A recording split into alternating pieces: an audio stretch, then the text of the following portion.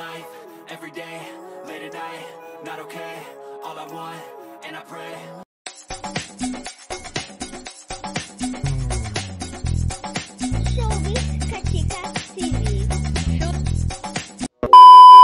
Hello mga kachika!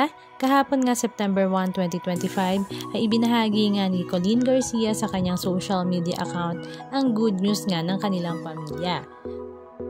2 weeks ago nga daw, August 17, 2025, ay safe and sound nga daw niyang ipinanganak ang kanyang second baby kay Billy Crawford at ito nga daw ay baby boy.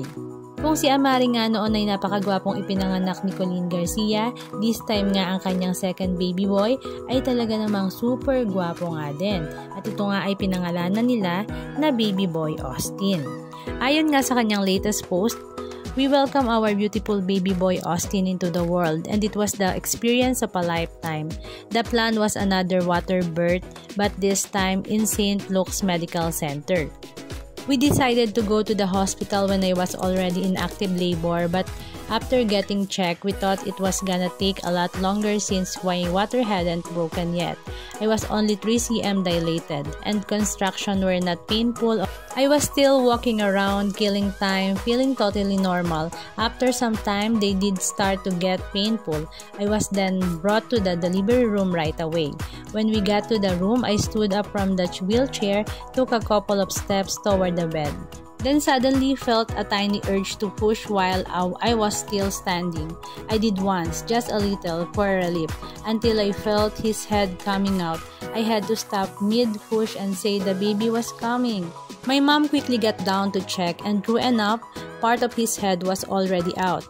On the next push, he slipped out so quickly that she was the one who caught him. In just 2 quick, silent, and surprisingly painless pushes, he was born and called straight into her arms. It all happened so fast. I was supposed to get an IE, dim the lights, play some music, soak in the tub. Instead, I gave birth like 2 minutes after entering the delivery room. I was still standing there in the same spot, looking down at everything. Everyone in the room completely shook. And all I could say was, well, that happened. I was laughing about it while my mom was stunned and holding the baby in disbelief. Super bilis nga lang daw niyang nanganak, hindi katulad ng sa kanyang panganay na si Amari na medyo nahirapan nga daw siya. At ang nakakaloka, kahit kakapanganak nga lang niya ay talaga namang super ganda pa rin ni Colleen. Halika at panoorin natin ang ilan sa mga video clips ganap na kanilang ibinahagi.